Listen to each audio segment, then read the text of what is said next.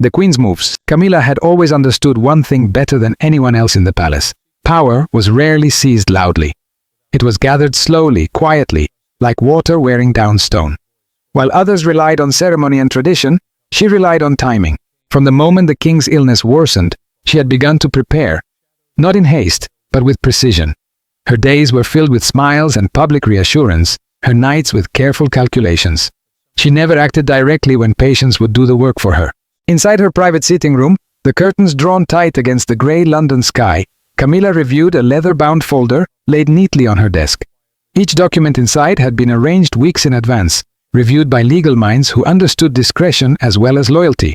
Nothing had been rushed, nothing left to chance.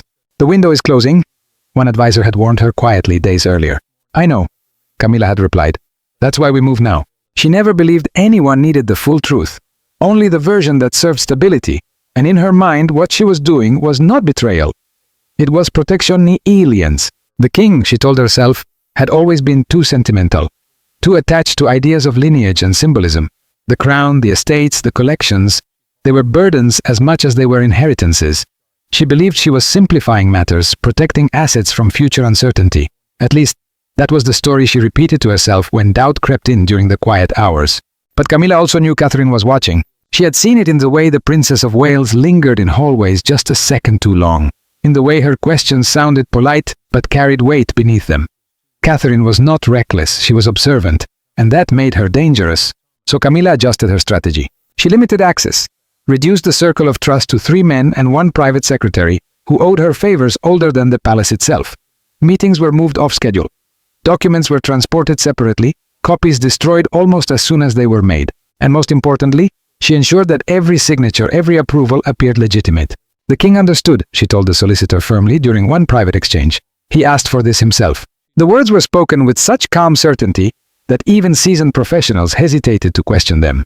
Yet beneath Camilla's control lay a growing tension she could no longer ignore, because Catherine had something Camilla underestimated: time, patience, and the moral authority of the future queen. As Camilla prepared her final steps, she failed to see that every move she made left behind a trail. A quiet one, a fragile one, but enough for someone determined to follow, and Catherine was already walking that path. Not loudly, not publicly, but with a resolve that would soon force the palace to confront a truth no one was ready to face. The game had begun, not between queens, but between silence and truth.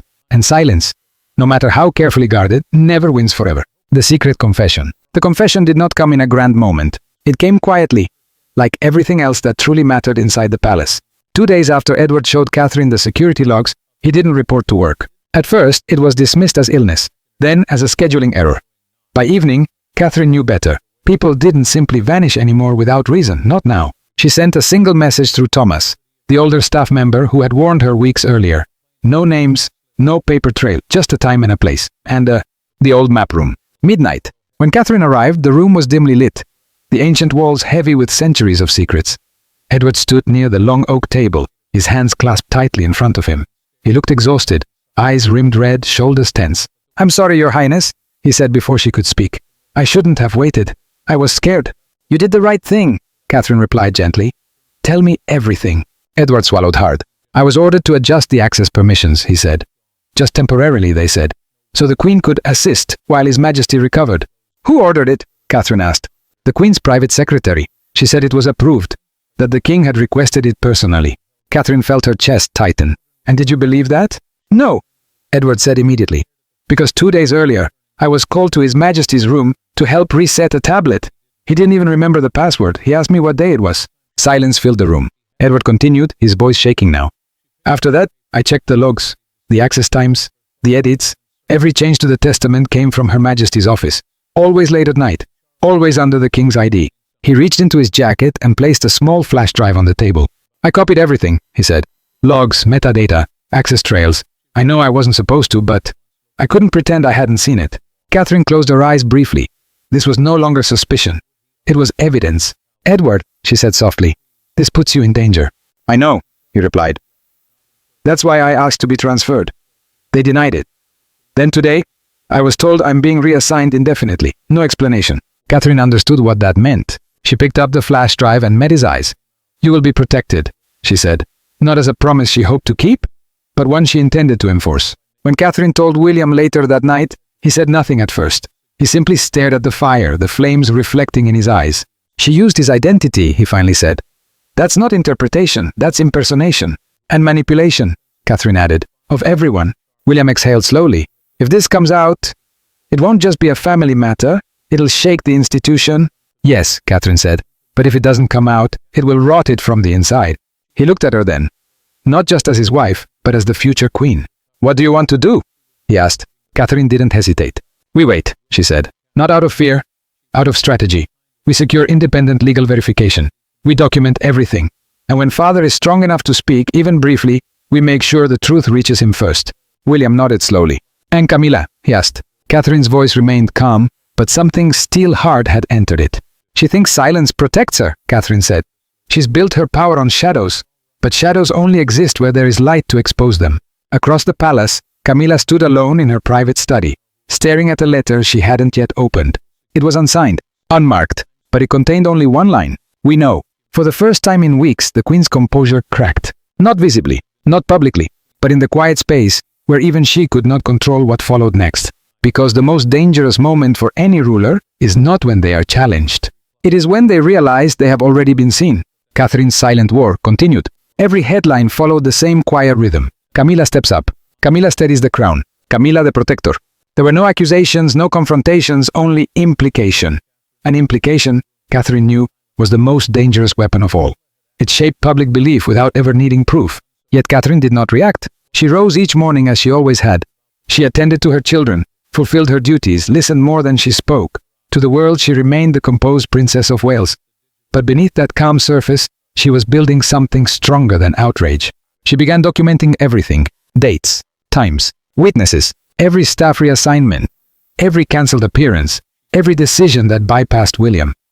She kept it all in a slim leather notebook, hidden behind a false panel in her writing desk, small, unassuming, devastating in its precision. She also reached beyond the palace walls. Through discreet intermediaries, Catherine contacted a retired constitutional advisor, someone who had helped guide the monarchy through previous crises. Not for action. Not yet. Only for counsel. What happens, Catherine asked quietly during a private call, when consent is given under sedation? The answer came without hesitation. Then consent does not exist. Those words stayed with her. The weight of waiting. The hardest part was not fear. It was patience. Each day, Charles remained weak. Camilla's grip tightened. Access lists narrowed. Security protocols shifted. Even doctors were rotated. Catherine noticed that Dr. Houston's name appeared less and less in the daily schedules. She knew what that meant. One afternoon, Catherine stood at the nursery window, watching George play in the garden below. His laughter drifted upward, light and carefree. For a moment, it broke her heart. This is why, she whispered to herself. Not for titles, not for estates. For the future that was being quietly rewritten. That evening, William joined her again by the fire. She's isolating father, he said quietly. More than before. Yes, Catherine replied. Because she's running out of time. William looked at her sharply. You think she knows? I think she feels it, Catherine said. Power always senses resistance even when it can't see it. A shift in the king. Then one morning, everything changed, just slightly, but enough. Charles asked for Catherine. It wasn't announced. It wasn't formal. A nurse simply appeared at her door and said, His Majesty would like to see you, Your Highness, briefly. Camilla was not present. Catherine entered the room slowly, her heart pounding, her expression gentle. Charles looked frail, but his eyes, though tired, were clearer than they had been in weeks. Catherine, he murmured. She knelt beside him and took his hand. I'm here, Papa. He squeezed her fingers faintly. I've been very foggy, he said. There are gaps, things I don't remember agreeing to. Catherine said nothing. She did not accuse. She did not rush. She simply answered, That happens when the body is tired. Charles studied her face, as if searching for something beneath her calm. If I signed something, he said slowly, something important, would you tell me? Catherine felt her throat tighten. Yes, she said, I would. He nodded, closing his eyes. Then, when I'm stronger, remind me to ask. That was all. But it was enough. The calm before exposure. When Catherine left the room, she did not smile. She walked back through the palace halls with the same quiet grace. But now, the waiting had a shape, a direction. Camilla, watching from a distance, noticed the change. Not in Catherine's face, not in her posture, but in the stillness that surrounded her. And Camilla knew, the most dangerous battles were never announced. They were prepared in silence. Before taking the chair opposite him. The room seemed to tighten around them. The Queen exposed continued. Camilla folded her hands neatly in her lap, every movement composed, every breath measured. She had worn that same expression in public for decades, the face of calm devotion, of quiet loyalty. But now, with no cameras and no audience, the silence pressed harder than any accusation. Charles finally lifted his eyes. "I've been reviewing my legal affairs," he said evenly. Camilla's smile softened. "Just a fraction." "Of course, you've been through a great deal. I tried to ease the burden while you recovered." The lawyer beside Charles shifted slightly, but said nothing. "Did you?" Charles asked. Camilla tilted her head, concern flickering across her face.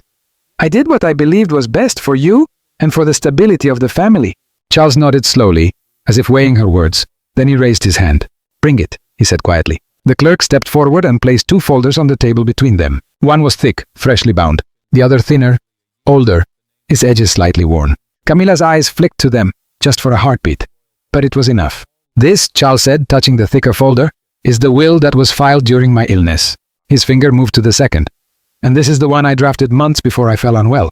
Camilla inhaled. "I don't understand." "You will," Charles interrupted, his voice firmer now. The lawyer opened this older file. "This document," he said, "was drafted by His Majesty personally, reviewed twice, and digitally secured. It places the royal estates and collections under the trusteeship of Prince William and his heirs." Camilla's jaw tightened slightly. The lawyer then opened the newer file. "This revision transfers those same assets into a private trust benefiting your children." The words landed like stone. Camilla straightened. "Charles, you asked for those changes. You said—" "I was sedated," Charles said quietly. The room froze. "I barely knew my own name some days," he continued. "And yet documents were signed in my name, accessed under my credentials, edited late at night from your private office." Camilla's composure faltered only slightly, but it was unmistakable. "I was helping," she said. "You were confused. I was protecting what mattered." "What mattered to whom?" Charles asked. Silence. Then Camilla spoke again, and for the first time the softness in her voice hardened. "I did what I thought was necessary," she said. "William will be king regardless. Your legacy would still stand. I only ensured my children were not left vulnerable." Charles looked at her for a long moment, really looked at her. "You ensured," he said slowly, "that my wishes were overwritten when I could not defend them." She opened her mouth to respond, but the lawyer spoke first. "Your Majesty," he said carefully, "under constitutional and medical law, consent given under heavy sedation is invalid. These changes cannot stand." "Just cannot?" Camilla's hands clenched in her lap. Charles exhaled deeply. "The revised will is nullified, effective immediately." Her head snapped up. "You can't?" "I can," he said, voice steady now. "And I have." He gestured to the clerk. "Begin the formal restoration process and initiate an internal review of access violations." Camilla stood abruptly. "You're humiliating me," she said, her control slipping at last. "After everything I've done for you." Charles met her gaze. Sorrow and resolve mingled together. "You humiliated yourself," he replied, "by mistaking my weakness for permission." For a long moment no one spoke. Then Camilla gathered herself, slowly, deliberately. She smoothed her jacket, lifted her chin, and walked toward the door. As she reached it, she paused. "This will not be forgotten," she said quietly. Charles did not answer. When the door closed behind her, the king leaned back, his strength visibly draining. But his voice remained clear. "Call Catherine," he said, "and William." Aftermath. When Catherine arrived later that day, Charles looked older, but lighter. "It's done," he told her. She didn't smile. She simply bowed her head slightly, respect and relief washing through her. "You were right to be patient," he said, "and right to speak when it mattered." Catherine met his eyes. "I only wanted the truth to survive." Outside the room, word began to move, quietly at first, then with growing certainty. The Queen's authority had fractured. The will had been restored. And the palace, long ruled by silence, had finally chosen to speak. Not loudly, not cruelly, but clearly. And in the end, that was what changed everything. "What you've built here works very well as a closing act. It's restrained, symbolic, and emotionally resolved without turning into spectacle. The tone is consistent, quiet power rather than dramatic excess. And that fits Catherine's arc perfectly. The Garden of Quiet Victory and the unopened envelope are especially strong choices.